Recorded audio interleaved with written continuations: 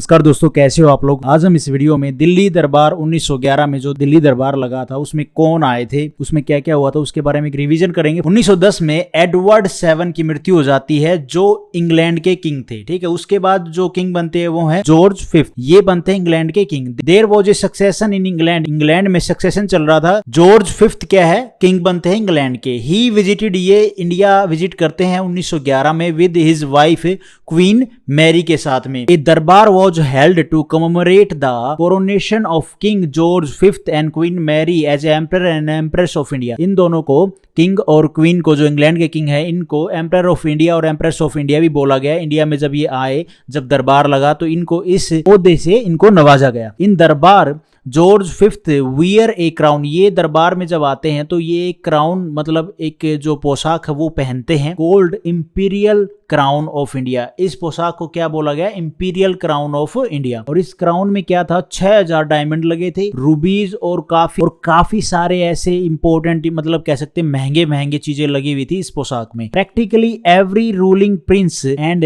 Noble man in India plus thousands of landed gentry and other person of note attended to pay obedience to their sovereigns. अब जो ये दिल्ली दरबार लगा, यहाँ पे जो रूलिंग प्रिंस थे ना वो आए, ठीक है, नोबल मैन आए, थाउजेंड्स ऑफ जो जेनेटरी है, मतलब जिनके पास जो जागीरदार हैं, जमीन के कह सकते हैं ना, जमींदार बड़े बड़े, वो आए। ठीक है, जो ये किंग और क्वीन है इनका स्वागत करने के लिए। जॉर्ज 5 ने, यहाँ पे जो ये किंग है, इन्होंने 2 बड़ी अनाउंसमेंट की। देखो 1905 में बंगाल का पार्टीशन हो गया था ना, अब ये कब आए हैं, 1911 में। अब यहाँ पे जो ये अनाउंसमेंट करते हैं, बड़ी अनाउंसमेंट इन्होंने क्या है कि पार्टीशन ऑफ बंगाल वाज एन्यूल्ड, मतलब इसका मतलब होता है कैंसिल करना। जो पार्टीशन हुआ है बंगाल का, इसको कैंसिल किया जाएगा। Capital was shifted from Calcutta से, जो कैपिटल है ब्रिटिश की, वो दिल्ली शिफ्ट की जाएगी। ये जो बड़ी अनाउंसमेंट थी यहाँ पे की गई, ब्रिटिश जब ये क्राउन आए तब। ठीक है, the royal couple made an appearance at the jharokha balcony window, जिसको बोलते हैं बालकनी झरोखा। अपन को तो पता ही है झरोखा क्या होता है।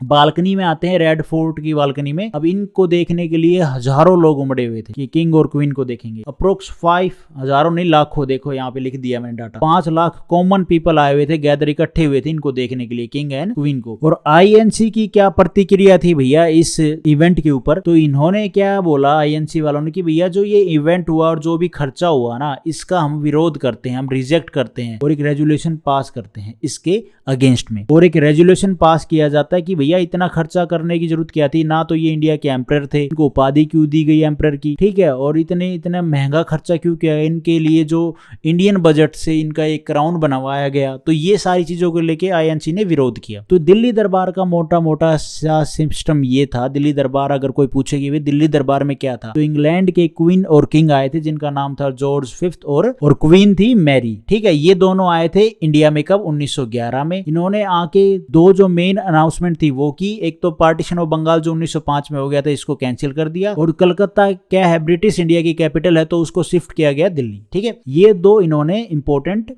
क्या है अनाउंसमेंट की थी। और दूसरा ये कि आईएनसी ने इस चीज का विरोध किया था, ये खर्चा क्यों किया गया। होप आपको इस वीडियो के थ्रू दिल्ली दरबार का एक बेसिक्स आइडिया हुआ होगा। Thank you for watching this video. Video आपको ठीक लगी तो लाइक करना, चैनल पे नए हो तो गाइस सब्सक्राइब करना।